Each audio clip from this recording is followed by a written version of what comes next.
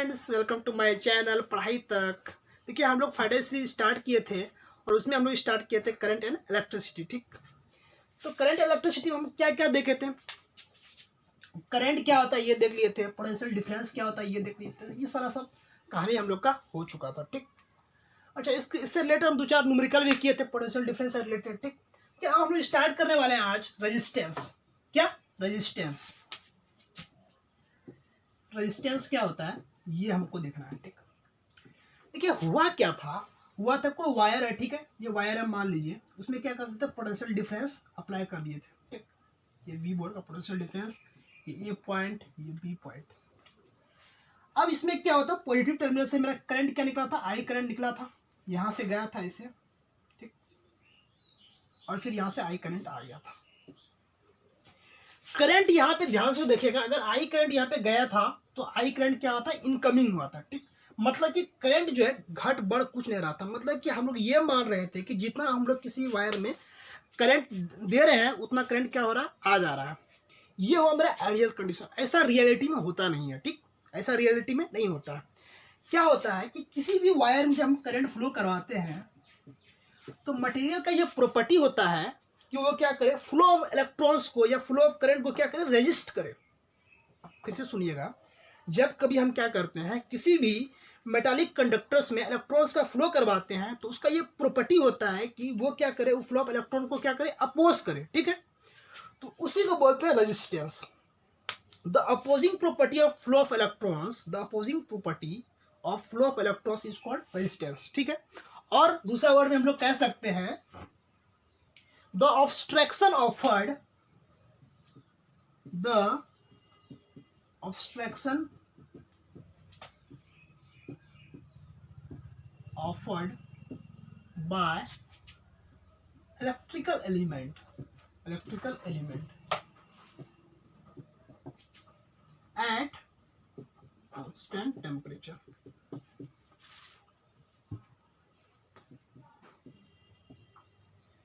क्या होता है, किसी भी इलेक्ट्रिकल एलिमेंट में जब हम क्या करते हैं, करंट को क्या करते हैं, फ्लो करवाते हैं, ये ऑफर्ड होगा। ठीक है, जब किसी भी इलेक्ट्रिकल एलिमेंट में हम क्या कराते हैं, करंट को फ्लो करवाते हैं तो क्या होता है, उस फ्लो ऑफ इलेक्ट्रॉन को क्या करता है, वायर क्या करता है, रेजिस्ट करता है। उसी को बोलते हैं क्या, resistance. The obstruction offered by electrical element. Electrical element क्या होता है, जो वायर्स होता है जिसमें करंट क्या होता है, फ्लो करता है, वो क्या हुआ, इलेक्ट्रिकल एलिमेंट। जैसे 5 गो इलेक्ट्रिकल एलिमेंट का नाम बताइए तो, बल्ब, वायर, सेफल, CFL जिसको बोलते हैं। ठीक, और बहुत सारा बैटरी, ये सब क्या हुआ, इलेक्ट्रिकल एलिमेंट हो गया। ठीक है, तो ये सब इलेक्ट्रिकल एलिमेंट हो गया। तो obstruction offered by electrical element is called क्या, रेजिस्टेंस। ठीक, रेजिस्टेंस होता है। तो ये होता है रेजिस्टेंस। तो रेजिस्टेंस को आर से डिनोट करते हैं। किससे डिनोट करते हैं, it is denoted by R, it is denoted bye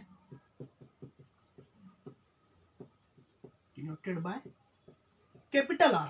ठीक, कैपिटल आर से उसको डिनोट करते हैं। ठीक, ये रहा कैपिटल आर आपका। ठीक, अच्छा, एक साइंटिस्ट थे, उन्होंने यही बताया था कि किसी भी जब इलेक्ट्रिकल एलिमेंट में जब कोई भी करंट फ्लो करता है तो मटेरियल का प्रॉपर्टी होता है कि वो क्या करता है, करंट का फ्लो को क्या करता है, अपोज करता है। तो वो साइंटिस्ट थे ओम, तो इसलिए इसका एसआई यूनिट हो गया ओम। एसआई यूनिट ऑफ रेजिस्टेंस क्या होता है, ओम।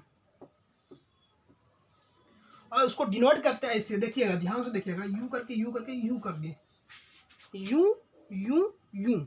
ठीक है, तो एसआई यूनिट ऑफ रेजिस्टेंस क्या हो गया, ओम हो गया। ठीक है, ओम को इसी तरह लिखते हैं। ठीक, अच्छा, रेजिस्टेंस जो होता है किसी, ये जो है प्रॉपर्टी मटेरियल का प्रॉपर्टी होता है। कोई भी वायर रहे उसमें कुछ ना कुछ क्या होगा, रेजिस्टेंस होगा ही। ठीक है, तो it is the property of, it is the property of material. ठीक, रेजिस्टेंस किसका होता है, property of material. It is property of material. ये मटेरियल का प्रॉपर्टी होता है।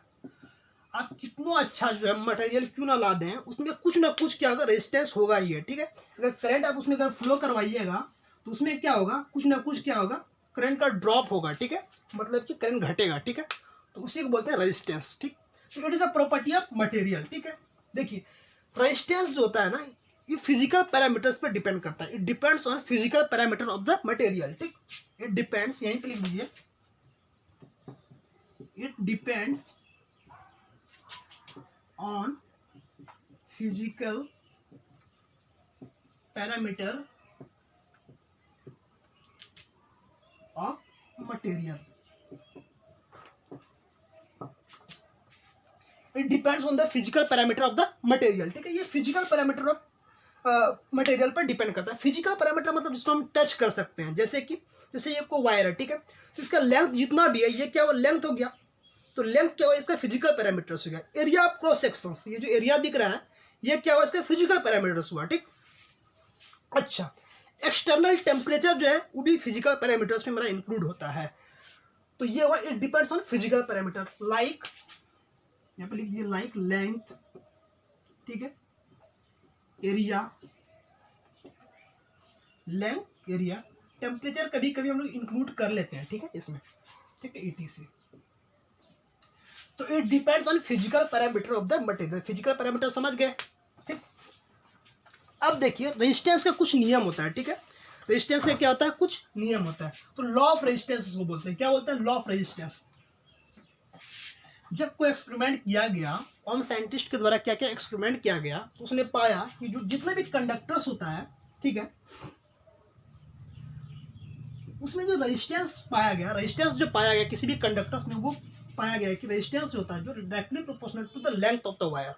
जितना बड़ा वायर लंबा होगा उतना क्या होगा, रेजिस्टेंस ज़्यादा होगा, ठीक है।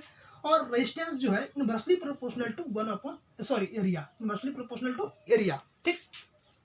एरिया आप जितना छोटा रखिएगा उतना क्या होगा, रेजिस्टेंस क्या होगा, ज़्यादा होगा, ठीक।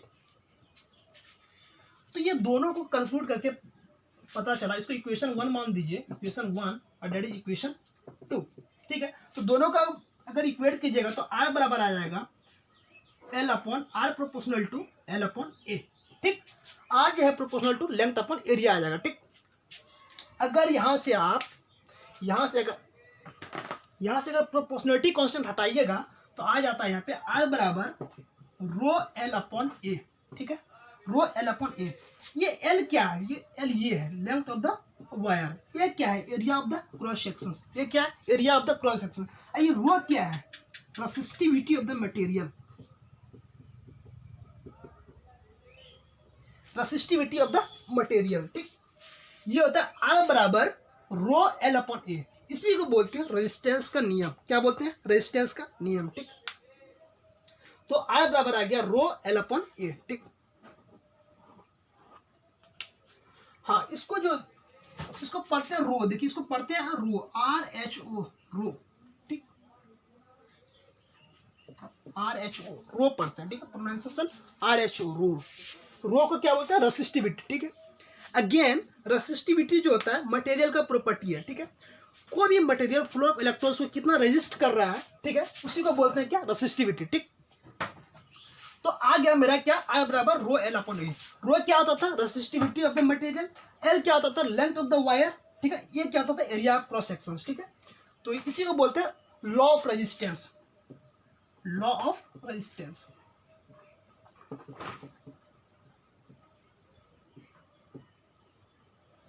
ठीक। अच्छा, और ये पाया गया, हम बताए थे आपको अभी, क्या कभी कभी हम लोग क्या करते हैं, हम लोग टेम्परेचर को फिजिकल पैरामीटर्स ले लेते हैं। तो रेजिस्टेंस जो होता है एक्चुअली जो है वायर जो बना होता है किसका बना होता है, कंडक्टर्स का बना होता है, यानी कि मेटालिक कंडक्टर्स का बना होता है,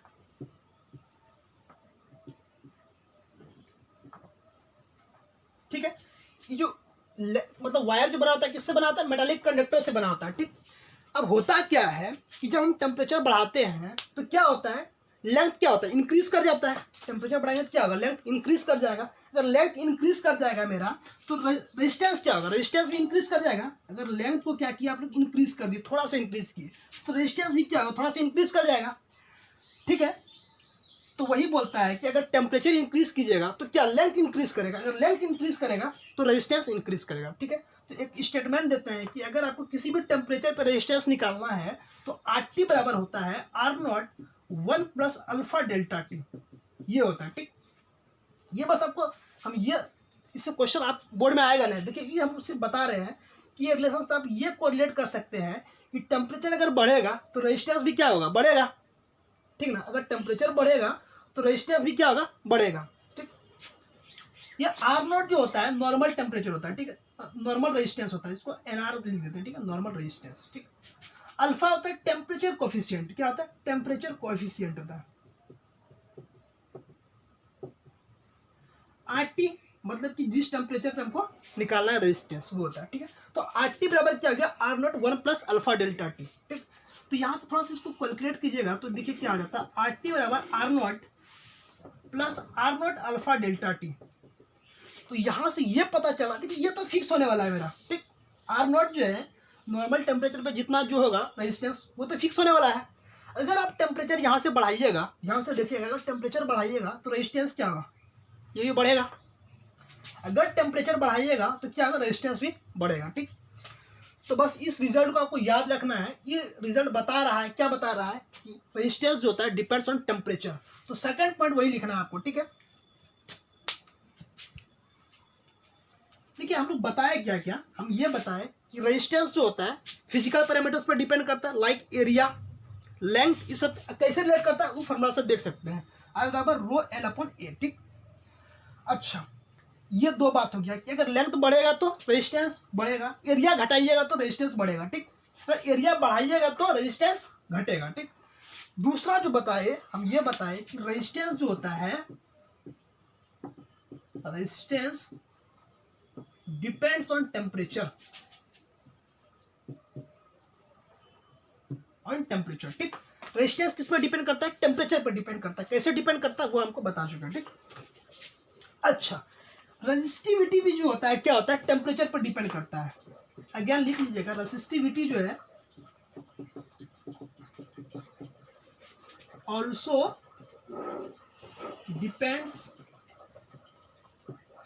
ऑन टेम्परेचर। रेजिस्टिविटी का सेम इक्वेशन होने वाला है, रो टी बराबर rho naught 1 plus alpha delta T. देखिए हम लोग देख लिए क्या, रेसिस्टिविटी जो ऑल्सो डिपेंड्स ऑन टेम्परेचर, कैसे डिपेंड कर रहा है, हाँ, तो रो टी बराबर rho naught 1 plus alpha delta T. तो अगर इसको फिर से लिख दीजिए, ठीक है, साफ साफ दिखेगा। ठीक, फिर रो टी बराबर क्या हो गया, rho naught 1 plus alpha delta T.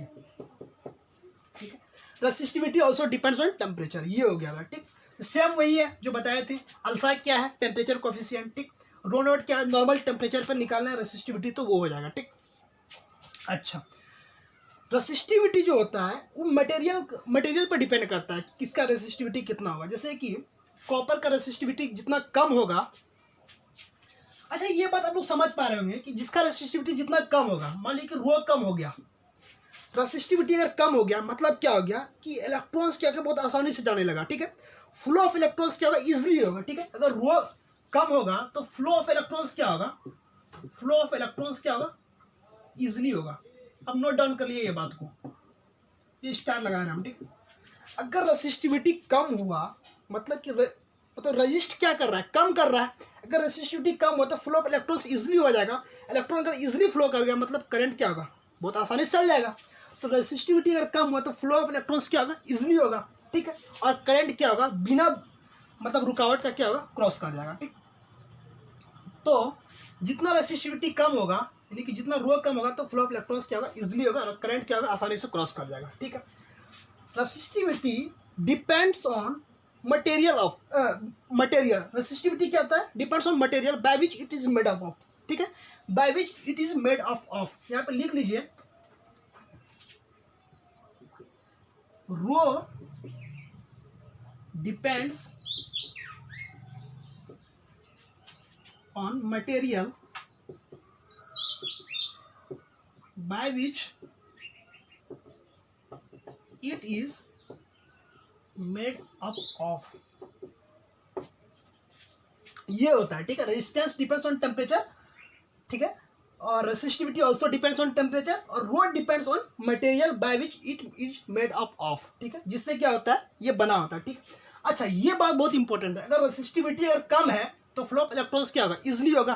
ठीक, एक क्वेश्चन चलिए करते हैं इस पे, आप लोग नोट डाउन कर लीजिए, शायद आप लोग कर लिए होंगे। ठीक है, चलिए क्वेश्चंस करते हैं कुछ।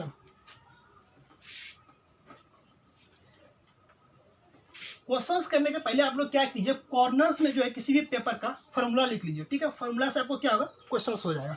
जैसे आर बराबर हम लोग पढ़े, आर बराबर क्या पढ़े, रो एल अपॉन ए, ठीक, ये पढ़े। तो सबसे पहला एक छोटा सा क्वेश्चन देखिए, फॉर्मूला बेस्ड। अगर मान लीजिए कॉपर का वायर है, ठीक, कॉपर का वायर है, लिख दिए यहाँ पे CU वायर, कॉपर का वायर है, इसका रो दे दिया मान लीजिए 1 × 10⁻⁷। बस यही रेंज में होता है सर। इसका रेसिस्टिविटी जो होता है इसी रेंज में होता है, ठीक है। इसका यूनिट दे दिया, ठीक, यूनिट आपको बाद में निकालना सिखाएंगे हम, ठीक। रो जो है 1 × 10⁻⁷ दे दिया यूनिट में, ठीक। अच्छा, लेंथ मान लीजिए, लेंथ दे दिया मान लीजिए 2 मीटर दे दिया, एरिया क्रॉस सेक्शन मान लीजिए कि 1 मीटर स्क्वायर दे दिया, ठीक। तो रेजिस्टेंस कितना होगा, तो रेजिस्टेंस बराबर क्या जानते हैं, रो एल अपॉन ए। रो तो दिया हुआ क्वेश्चन में, बस वैल्यू पुट करना है, रो 1 × 10⁻⁷, ठीक। और लेंथ कितना दिया हुआ 2 मीटर, एरिया क्रॉस सेक्शन कितना दिया 1 मीटर स्क्वायर, ठीक है। तो दोनों को सॉल्व कर दिया, आंसर आ गया, बस यही आंसर आ गया। सॉल्व करने के बाद आ जाएगा 2 × 10⁻⁷ ओम। बस सिंपल सिंपल क्वेश्चन आता है, बस देख लीजिए आप लोग, ठीक। अच्छा, नेक्स्ट क्वेश्चन में देखिएगा, आप थोड़ा सा लेवल अप होगा। अगर आपसे क्वेश्चन पूछा जाए, क्वेश्चन ये पूछा जाए कि एक सर्कुलर वायर है, एक वायर है, ठीक है, इसका जो एरिया क्रॉस सेक्शन क्या है, सर्कुलर है, ठीक, और इसका रेडियस कितना है, रेडियस मान लीजिए r/2 दिया है, रेडियस कितना दिया है। अच्छा, ये आप ये वाला रेडियस है, यहाँ पर लिख देते हैं, ठीक है। इसका रेडियस कितना दिया, r/2 दिया हुआ है, और लेंथ मान लीजिए L दिया हुआ है, ठीक। तो रेजिस्टेंस निकालना है, तो रेजिस्टेंस कैसे निकालिएगा, रेजिस्टेंस बराबर क्या जानते हैं, रो एल अपॉन ए। इसका रो भी दिया हुआ है, चलिए रेसिस्टिविटी भी क्वेश्चन में दिया हुआ है। तो फॉर्मूला क्या जानते हैं, R बराबर क्या होता है, रो एल अपॉन ए, आया ना, हाँ गुड। तो ये रो दिया हुआ है, लेंथ कितना दिया हुआ है L, एरिया कैसे निकालेंगे, देखिए रेडियस दिया है r/2, तो जो किसी भी मेटालिक कंडक्टर्स का जो एरिया क्रॉस सेक्शन होता है वो सर्कुलर होता है, ठीक है। किसी भी मेटालिक कंडक्टर्स का जो एरिया क्रॉस सेक्शन कैसा होता है, सर्कुलर होता है। तो सर्कुलर एरिया कैसे निकालते हैं, तो एरिया होता है πr², क्या होता है, πr² होता है। यहाँ पर रेडियस क्या दिया है, r/2 दिया हुआ है, तो ये क्या पाई इंटू r/2, ठीक है, r/2 का स्क्वायर, तो ये आ जाएगा πr²/4, ये आ जाएगा। एरिया कितना आ गया, πr²/4 आ गया, तो ठीक है। तो यहाँ पे एरिया के जगह पर रख दीजिए πr²/4, ठीक, रख दिए। अब सॉल्व कर दीजिए, तो ये क्या है, रो L × 4/πr²। इसको अरेंज करना है तो कर दिए, लीजिए कर दिए, ये गया 4 रो L अपॉन πr²। ये क्या आ गया, ओम हो गया। रेजिस्टेंस का यूनिट क्या होता है, ओम होता है, ठीक। तो ये सब हो गया क्वेश्चन मेरा, ठीक है। इसको नोट डाउन कीजिए, फिर अगला क्वेश्चन करते हैं, ठीक। नोट डाउन कर लीजिएंगे आप लोग। देखिए बताया दिया आपको कि फिजिक्स में जो है न्यूमेरिकल करना बहुत जरूरी है। अगर न्यूमेरिकल आप करते रहिएगा तो आपका क्या होगा, कॉन्सेप्ट क्लियर होते जाएगा, ठीक। जैसे कि आप लोग देखिएगा यहाँ पे कि मान लीजिए को वायर है, ठीक है,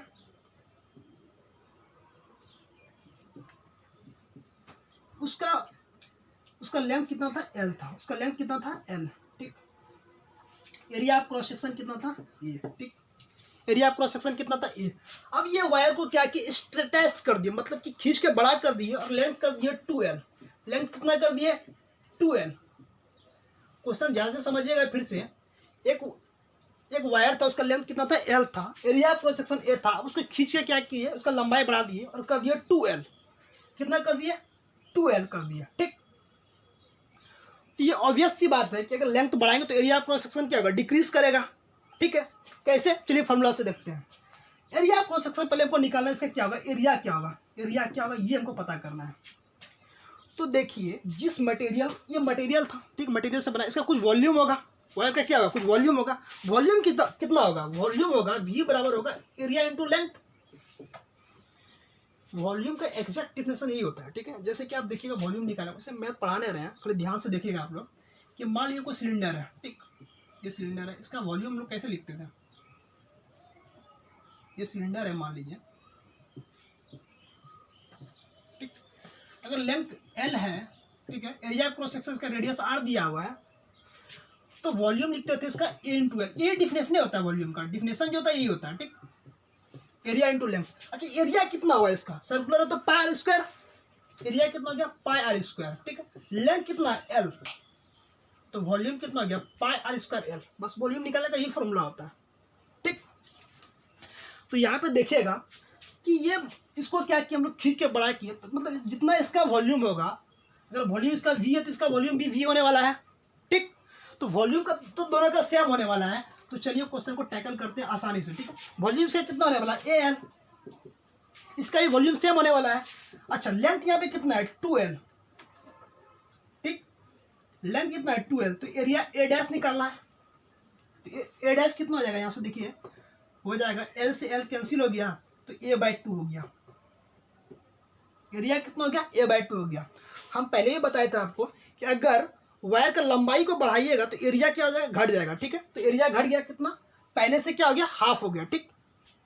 ये हो गया एरिया A/2 हो गया। तो क्वेश्चन ये था अगर इसका रेजिस्टेंस R है तो इसका रेजिस्टेंस कितना होगा, ठीक।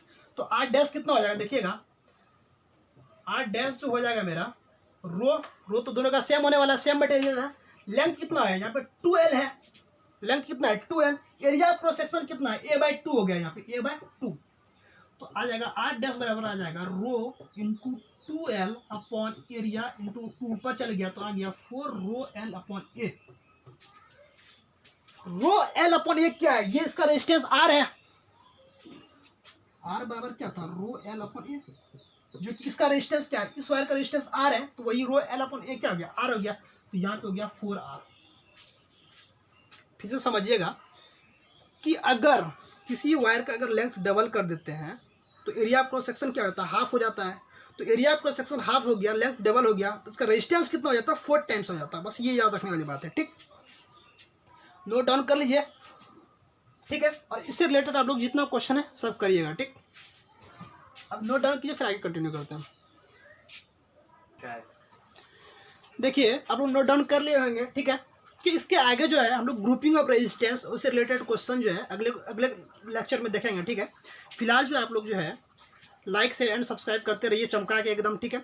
और क्वेश्चन जितना भी आप लोग सॉल्व कर रहे हैं अगर डाउट होता है तो इंस्टाग्राम का ID पे जो है भेज दीजिए, ठीक है। धन्यवाद। लिंक दिया हुआ है।